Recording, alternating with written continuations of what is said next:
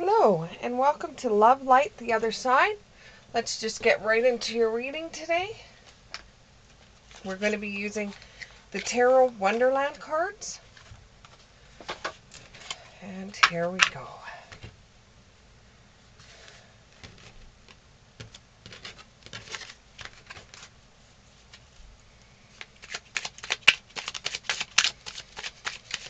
Give me 4, 2, 3, 4.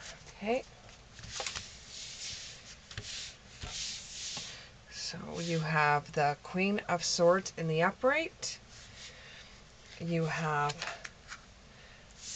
the Tower in the reverse. You have the Five of Swords in the reverse. And you have the Empress in the upright. Okay. Oh, and all my cards just flew across the room. Okay. Let's get 2 more. Let's get 2 more cards. 2 more. Let's get 2 more cards. 2 more cards. 2 more. 1. I'm not taking all of those, but thank you anyways. 2 more. 1 more. 1 more card. 1 more card. 1 more card. 1 more card. There we go. Okay.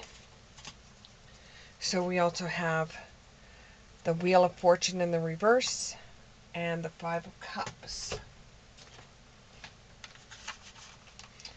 For clarifiers, we're using the Dark Mirror cards.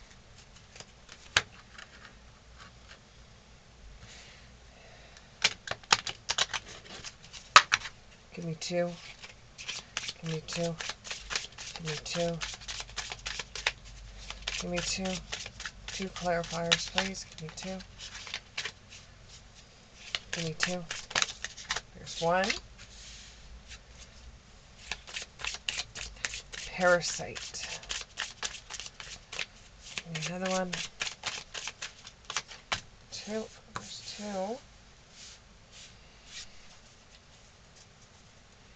And regret.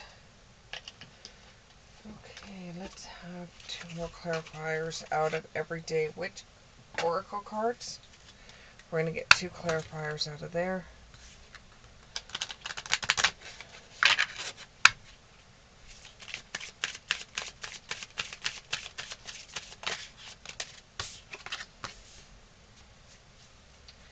You have Gratitude and Thanks.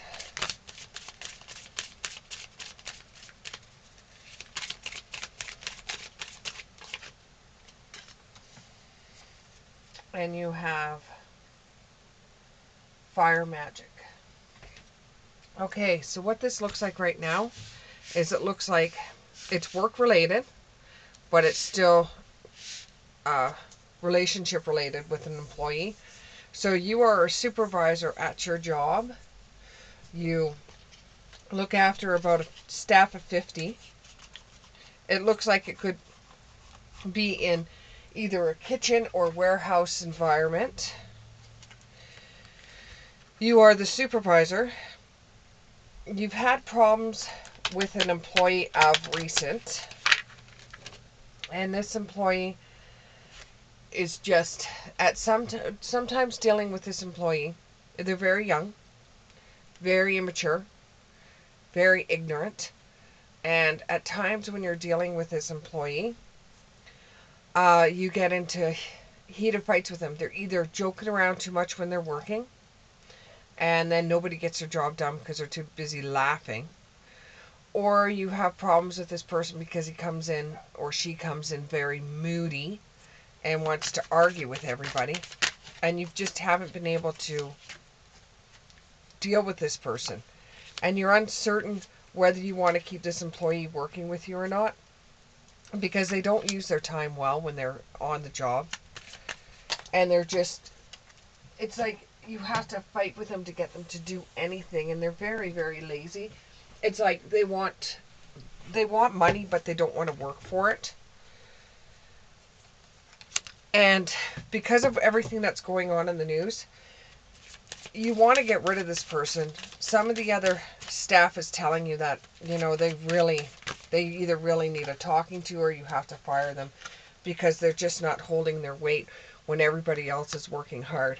Now, you're contemplated because other things have happened in the news of letting go of staff and them retaliating. So you want to use some kind of tact when you go about doing this. You want to think about this first, because you don't want the same thing to happen in other companies to happen there. So you're going to sit down with this person and you're going to talk to this person about what's going on. You're going to remember what it was like to be young, and you're not going to forget who you are now, but you're going to remember how, there was times in your life when you were acting the fool and somebody sat with you and talked to you to make sure that you were doing your job, or to make sure that you were okay, or, just to see what's going on. Why are they acting this way? Sometimes it's not fair for you to be the one that has to parent someone that's just a few years younger than you. But in this situation, if you don't nip it in the butt right now, it's just going to get worse. So you're really trying to find the right way to talk to this individual and see if there's anything that can be done, or just, give them a strict warning that their days will be numbered there if they don't adhere to the rules. And, just believe in strange encounters. You could sit down with this kid and just talk to them as in the same way that you would want to be talked to if you were in the same situation as this person is. So just believe in strange encounters. Believe in the fact that once you tell this kid that to smarten up, to pull their socks up, to start doing their job accordingly, that they won't have a problem. And don't, there's nothing wrong with fooling around at the job every once in a while, but if you're fooling around continuously, it causes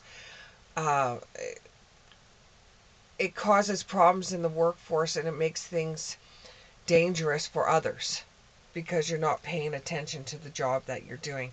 And hopefully the person will listen to you, and you're curious about how it's going to happen or how things are going to go down.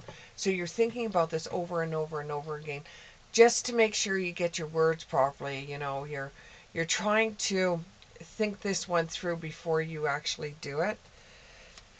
You don't know what the Wheel of Fortune is going to have for you in this situation. In this day and age, sometimes you don't know whether what you say is going to be more harm than good, or if this person is going to listen to it, because you've heard so much in the news that it's a little bit daunting for you to find out about whether you're going to be able to do this or not.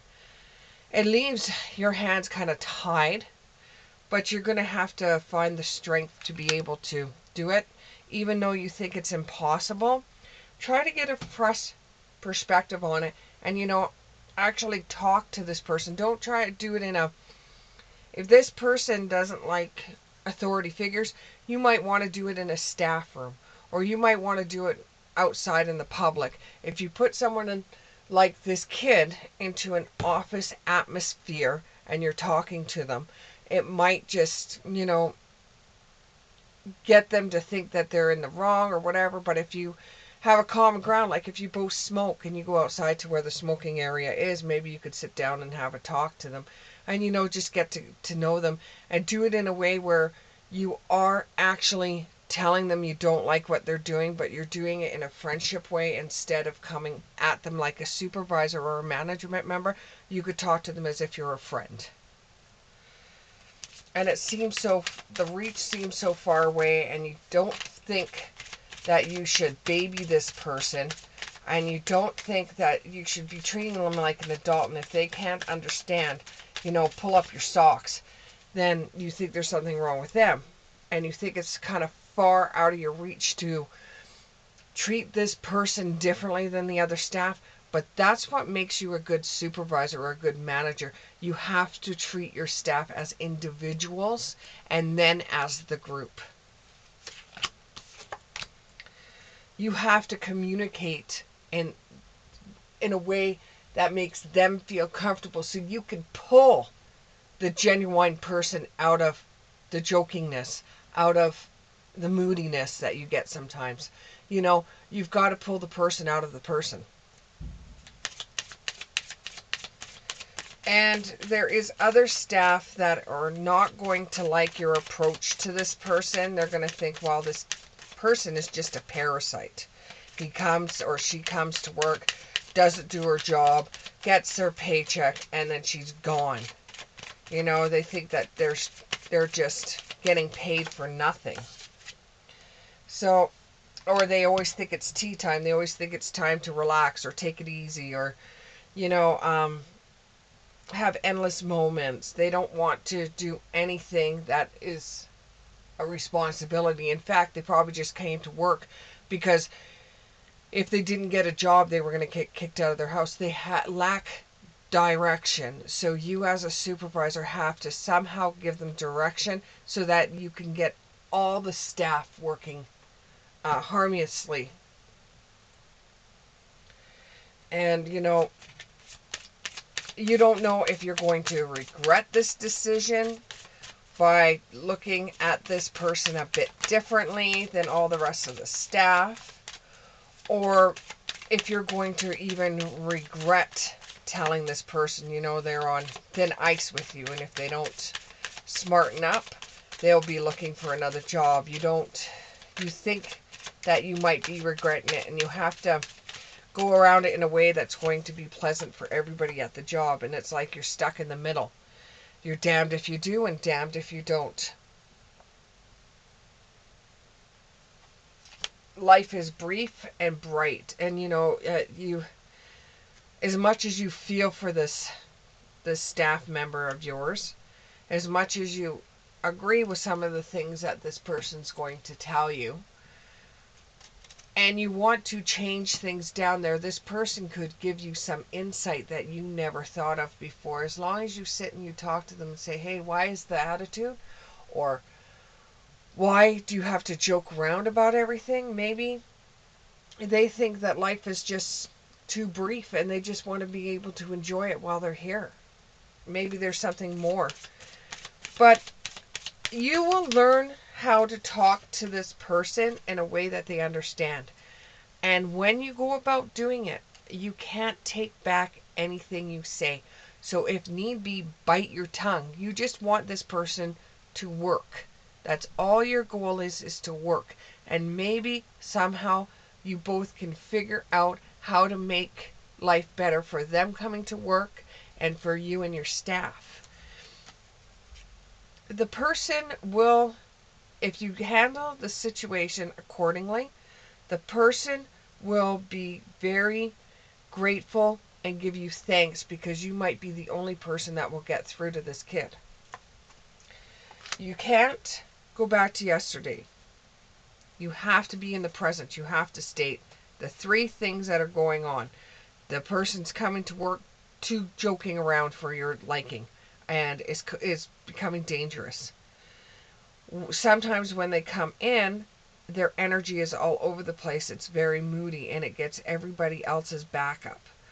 Third, you just want this person, this little snot, to be more productive while they're at work. Once they're off of work, you don't care what they do as long as it's outside the workplace. You don't care. You just want to make sure they come to work when they're supposed to come to work. They go home when they go home, unless they ask for overtime or whatever. So you're going to have to find a common ground where you both can get to the main meat of the potato. And in the long run, you might earn this kid's respect, whereas nobody has ever done that. And it might be like magic to you. It's like, oh, I got over this hurdle, the fear of what's going on in the news will not happen at your workplace. And you've missed a bullet in a way. Or you could just be painting the roses red and covering up for somebody that's making mistakes because of your fear. Either way, it's going to come back to haunt you. If you do get some kind of common ground, you might have the staff say, well, you never talk to me that way. And then you could turn around and say, you're not him. You're your own individual. Or you can even have a meeting saying, I'm going to talk to each one of you when I either bring you in the office or we have some kind of conversation. I'm going to look at every single one of you as an individual, because that's what you are. You are an individual. None of you are the same. You come to work. You work at the same place. You work as a team. But each one of you is an individual, and each one of your input is highly regarded. But when it comes right down to it, these are going to be your choices that you have to make, and whatever you do will have a consequence. Every action has a reaction. So while you're thinking about what to say to this kid, make sure you try to get to know him and or her, and you be able to do it in a way that they're going to make sense out of it. Good luck to you. I hope everything works out. Put a comment down if this reading resonated with you, or even press the like button, share it with your friends, and we'll see you again. Bye.